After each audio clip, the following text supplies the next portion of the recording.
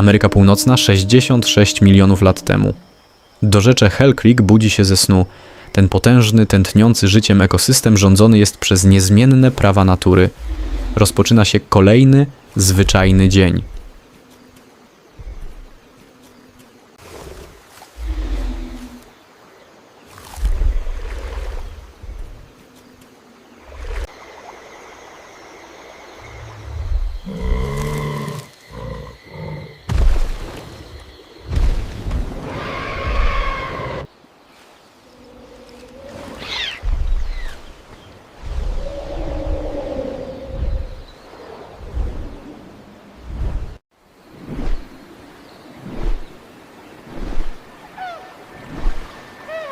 Czy w ostatnich godzinach ery dinozaurów pośród lasów Hell Creek mogły kroczyć zauropody? Nauka mówi nie. Przez ponad wiek intensywnych poszukiwań paleontolodzy nie znaleźli tu ani jednej kości tych gigantów, a tutejsze podmokłe środowisko wyraźnie im nie sprzyjało. Wiemy jednak, że potężne alamozaury rządziły w tym samym czasie na suchym południu kontynentu. Pozwólmy sobie na chwilę filmowej fantazji. Być może gwałtowne zmiany klimatyczne tuż przed katastrofą zmusiły te olbrzymy do desperackiej migracji na północ. Zanim nadejdzie koniec, zobaczmy świat nie takim, jakim go odkopaliśmy, ale jakim mógłby nas zaskoczyć.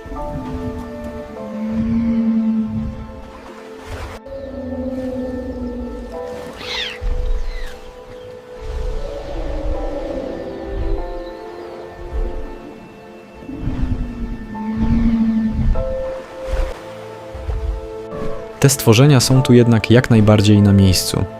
Edmontozaury i triceratopsy. Prawdziwi królowie lasów Hell Creek. Te dwa skrajnie różne gatunki żyły tu ramię w ramię, stanowiąc samo serce ekosystemu w ostatnich dniach ery gigantów.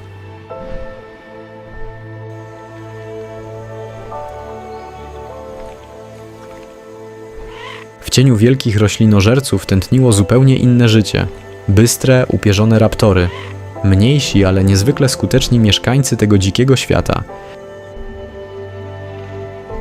Ale król tych ziem jest tylko jeden – tyranozaur. Ma pod opieką głodne młode, więc musi polować. Wypatruje hadrozaurów. Są jednak za daleko, a ich zwinność i szybkość nie dają szans na udany pościg. Bliżej stoi ankylozaur – żywy czołg. Jego najeżony kolcami pancerz i potężna kostna maczuga to śmiertelne zagrożenie. Jeden fałszywy krok i matka może zostać kaleką, skazując swoje młode na śmierć głodową. Polowanie zamienia się w niebezpieczną grę cierpliwości.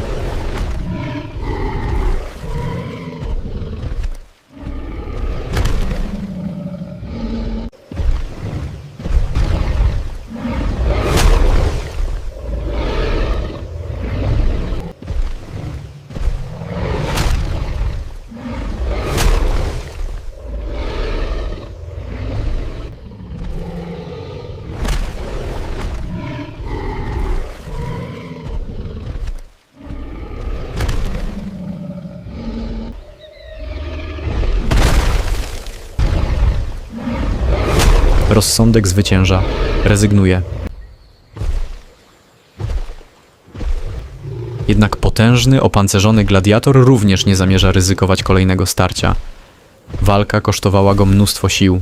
Choć jego pancerz wytrzymał potężne uderzenia, podejmuje jedyną słuszną decyzję. Powoli, z wrodzoną ostrożnością, opuszcza pole bitwy. Rusza w poszukiwaniu bezpieczniejszego schronienia, gdzie z dala od oczu drapieżników będzie mógł w spokoju zregenerować siły.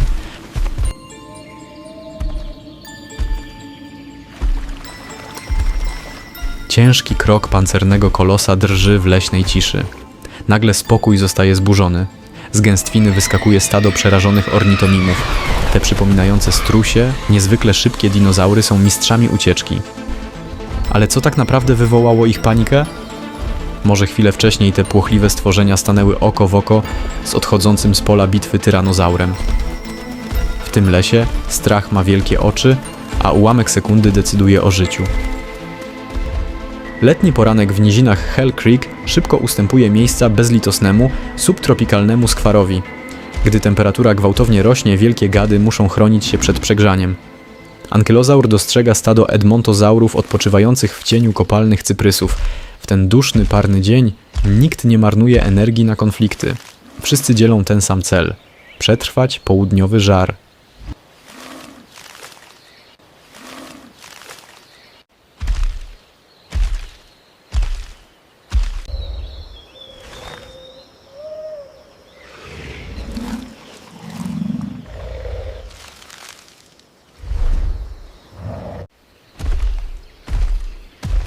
Ankylozaur dociera do celu swojej wędrówki.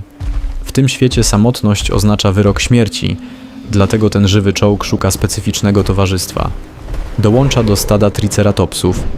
Te rogate kolosy, gdy trzymają się razem, są praktycznie nietykalne, nawet dla potężnego tyranozaura. Siła stada daje gwarancję absolutnego spokoju. W cieniu tych potężnych strażników ankylozaur może bezpiecznie przeczekać południowy żar.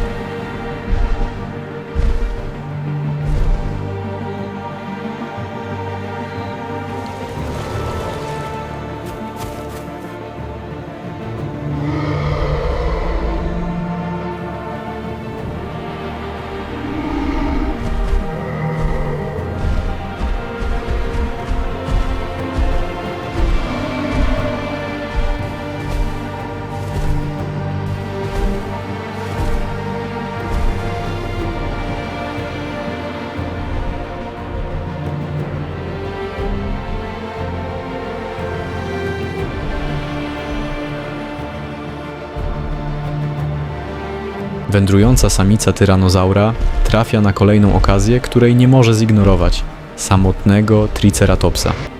Jednak element zaskoczenia i tym razem zawodzi. W normalnych warunkach zmęczona samica wycofałaby się z tak ryzykownego starcia. Ale dzisiaj stawka jest wyższa. W pobliżu ukrywają się jej młode.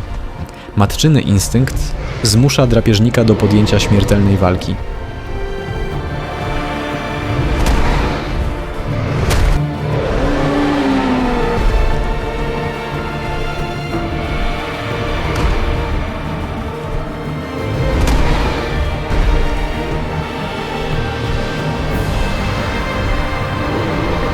Pomimo wycieńczenia, samica niemal osiąga cel. Jednak doświadczony roślinożerca odpiera atak, a następnie sam przechodzi do ofensywy.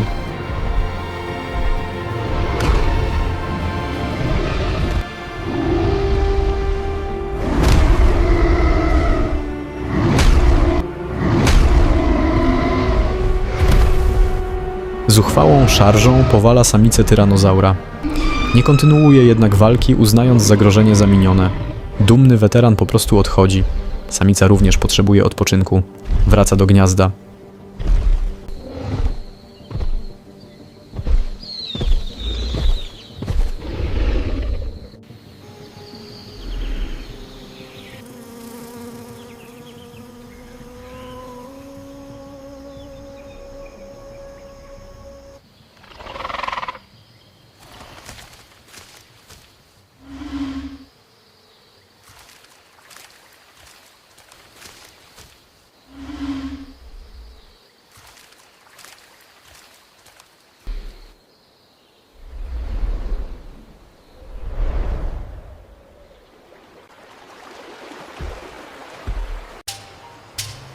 Właściwe edmontozaury pojawiły się około 73 milionów lat temu i w mgnieniu oka zdominowały kontynent Ameryki Północnej.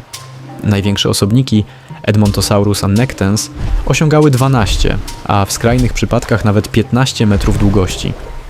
Ważyły niemal 9 ton. Hadrozaury posiadały najdoskonalszy aparat żujący w historii kręgowców.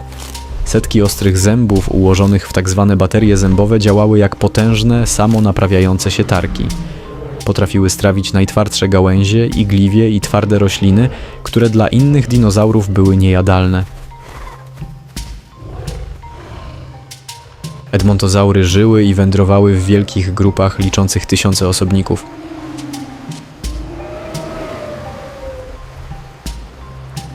Ich przetrwanie zależało od struktury grupy.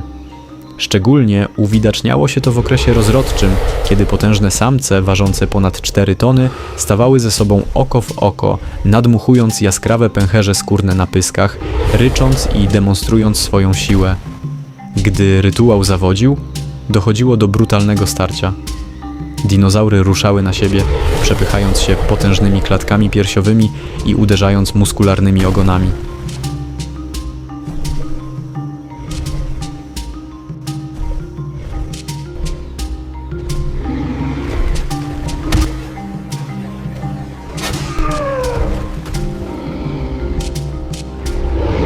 Zwycięzca zyskiwał coś więcej niż terytorium. Zdobywał prawo do przekazania swoich genów i pozycji lidera w stadzie.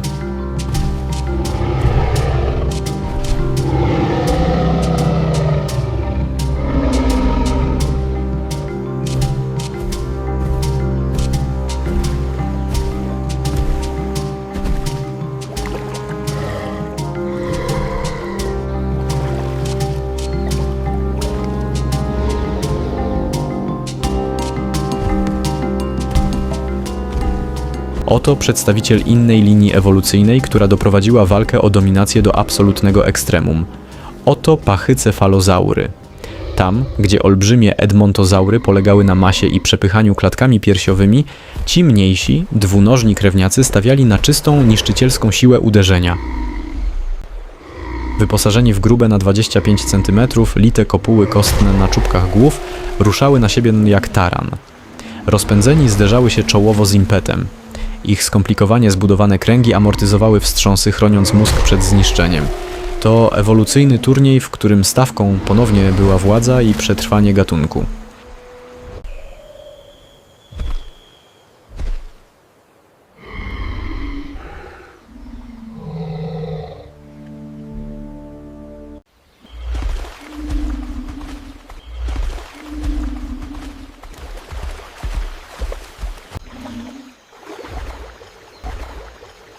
Świat Hell Creek u schyłku ery dinozaurów to było miejsce, w którym beztroska oznaczała wyrok śmierci. Na każdym kroku, w każdym cieniu i pod lustrem każdej wody czaiło się niebezpieczeństwo. Mętne brzegi rzek i jezior to było królestwo Borealozycha. Ten potężny krokodylomorf był bezwzględnym panem tamtejszych rzek i bagien. Doskonały łowca z zasadzki, nieruchomy jak kłoda drewna, potrafił godzinami czekać na jeden fałszywy krok swojej ofiary.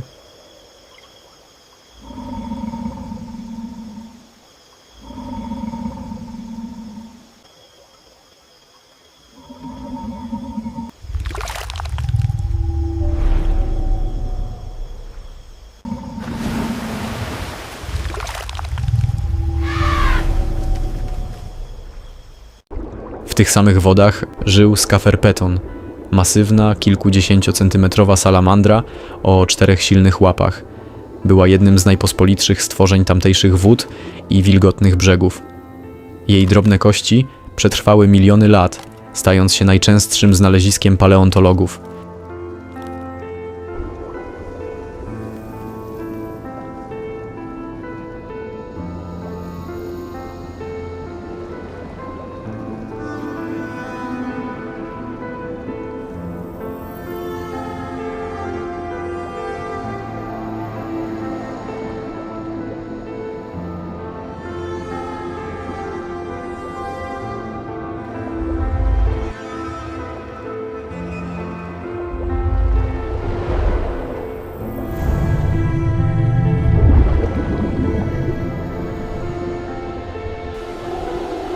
W wilgotnych lasach Hell Creek hadrozaury zakładały masowe lęgowiska, na których setki gniazd wypełniały inkubujące się jaja.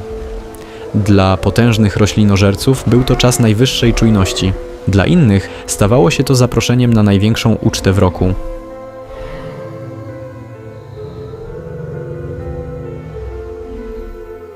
Na skraju gniazdowiska pojawili się nowi, bezwzględni gracze.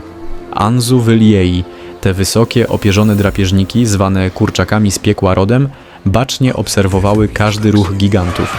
Wyposażone w ostre pazury i potężne, bezzębne dzioby, były idealnie przystosowane do plądrowania cudzych gniazd. Jednak Anzu to nie tylko bezwzględni złodzieje jajek. To także stworzenia o niezwykle bogatym życiu społecznym. Choć przez większość roku te dwumetrowe ptasio-dinozaury noszą maskujące, smolisto-czarne pióra, nadejście pory godowej zmienia wszystko. W sercu kredowego lasu Hell Creek czarna monotonia ustępuje miejsca eksplozji barw. To czas samców. Wyłącznie na te kilka tygodni w roku ich pióra i potężne, kostne grzebienie pokrywają się jaskrawym błękitem, turkusem i ognistym pomarańczem. Wszystko po to, by zdobyć uznanie wybrednych samic.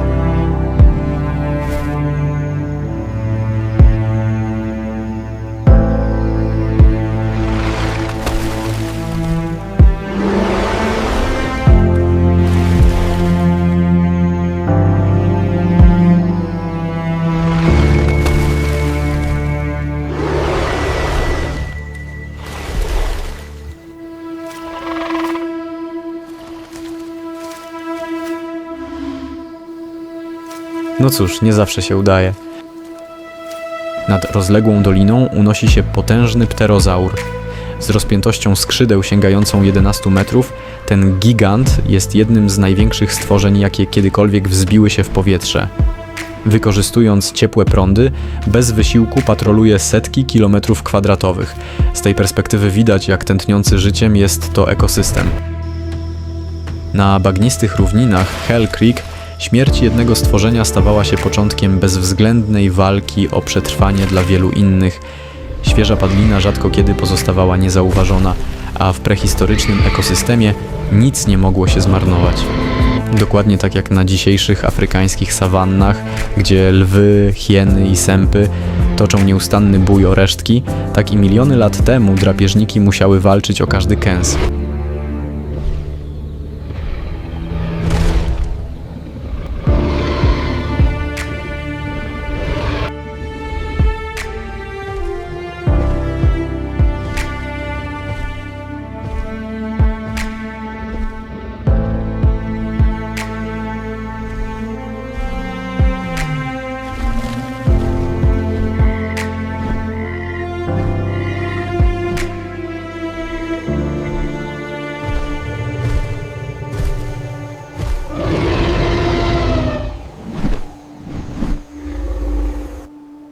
Pod słońcem późnej kredy, na podmokłych nizinach Hell Creek, cień rzuca pterozaur.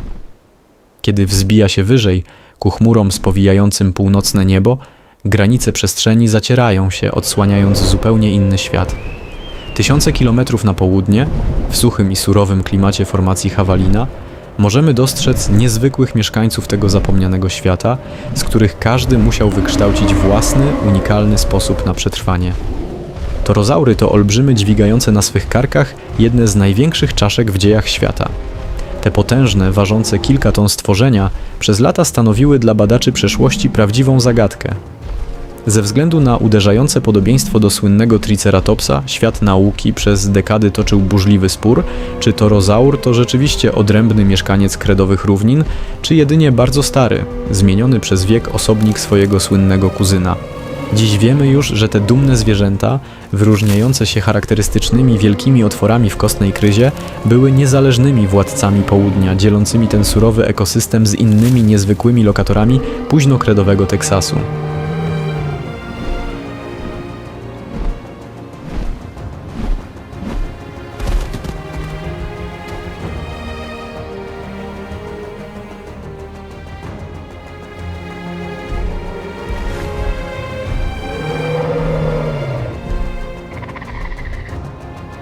Podmuch powietrza płoszy innych mieszkańców tych terenów. Stado ornitomimów rusza do błyskawicznego biegu. Te strusiopodobne dinozaury to prawdziwe demony prędkości. W razie zagrożenia potrafią pędzić ponad 60 km na godzinę.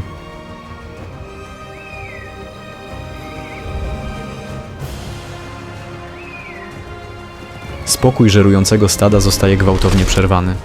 Z gęstych zarośli wypada młody tyranozaur.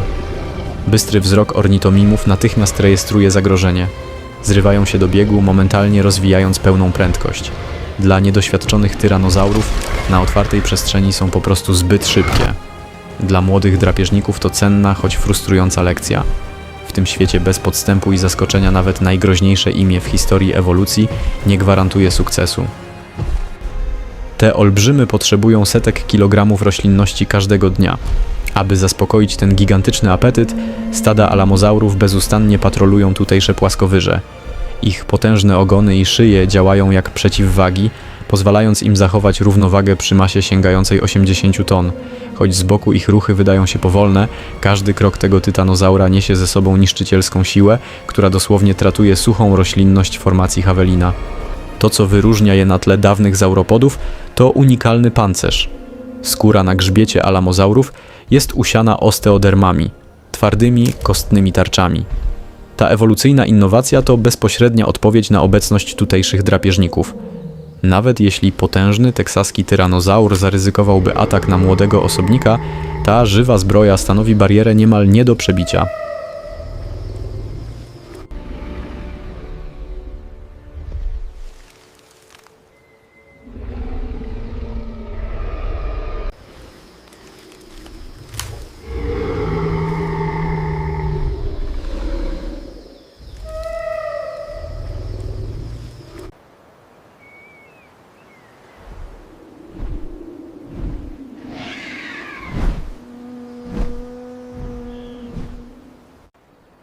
Tutaj, na spalonych słońcem równinach dzisiejszego Teksasu, czas płynie inaczej, ale reguły gry pozostają niezmienne.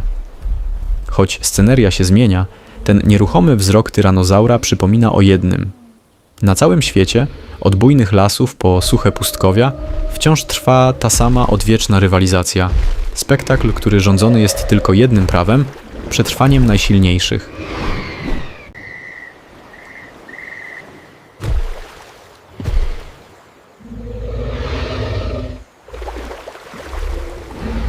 Tymczasem samica tyranozaura ponownie wyrusza na łowy. Po nieudanych próbach w głębi lądu, tym razem zmierza nad brzeg rzeki, cień drzew, ściana paproci i szum wody. To idealne kulisy dla zasadzki. Ma szczęście. Ofiara jest blisko, odizolowana od stada. Atak jest błyskawiczny. Młody tryceratops próbuje się bronić, ale jest cały czas w defensywie.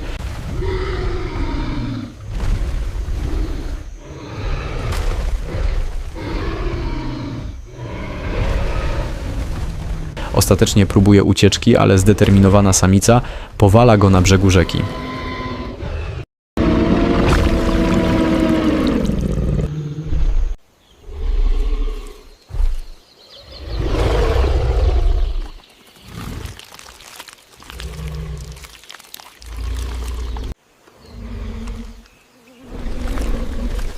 Tej nocy jej młode nie pójdą spać głodne.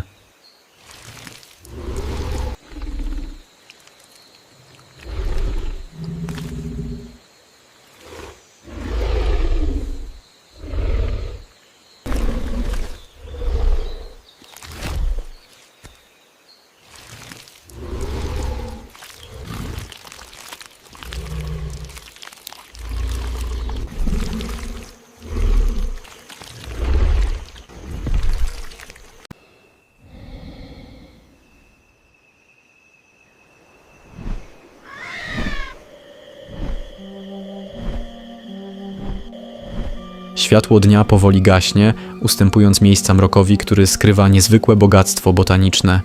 Od potężnych, prastarych sekwoi po pierwsze, delikatne rośliny kwiatowe. W ich wilgotnym cieniu tętni mikroświat.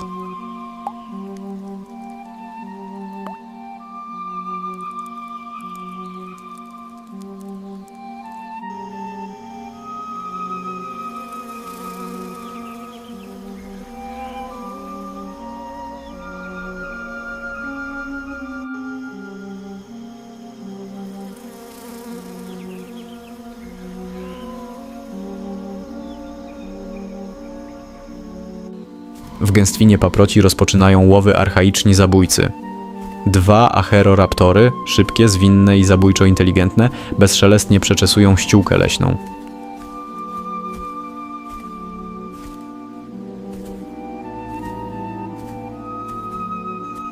Ich wielkie oczy bez trudu przebijają gęstniejący zmierzch, wypatrując najmniejszego ruchu owadów lub jaszczurek.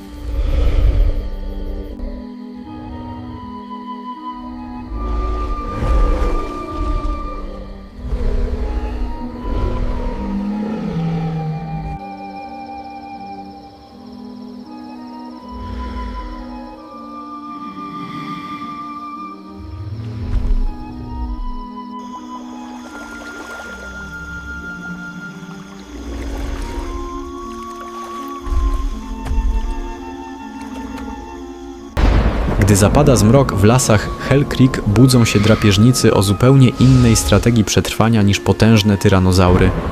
Dakota Raptor, 4-metrowy tytan wśród drapieżnych ptakomimów. Przez miliony lat te upierzone istoty były jednymi z najdoskonalszych zabójców Ameryki Północnej. Ich ewolucyjną przewagą nie była miażdżąca siła, lecz niezwykła inteligencja, zwinność i prędkość.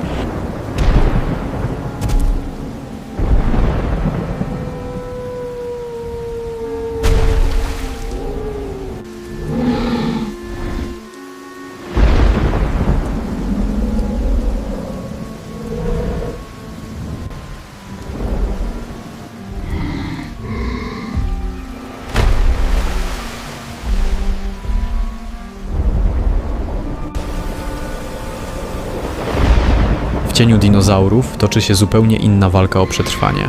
Choć dziś ten mały ssak jest tylko bezbronnym uciekinierem w świecie potworów, to właśnie do jego potomków będzie należeć przyszłość Ziemi.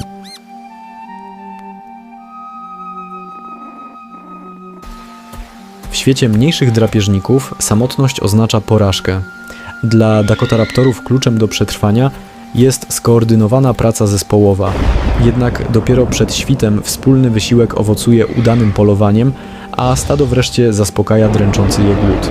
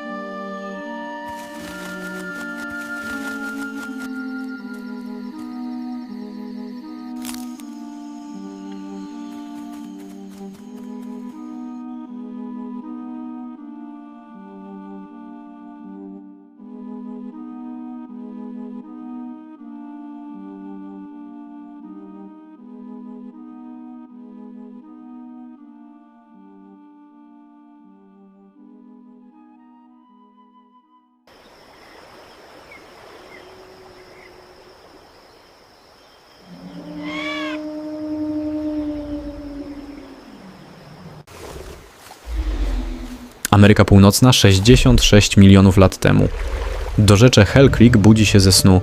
Ten potężny, tętniący życiem ekosystem rządzony jest przez niezmienne prawa natury. Rozpoczyna się kolejny, zwyczajny dzień.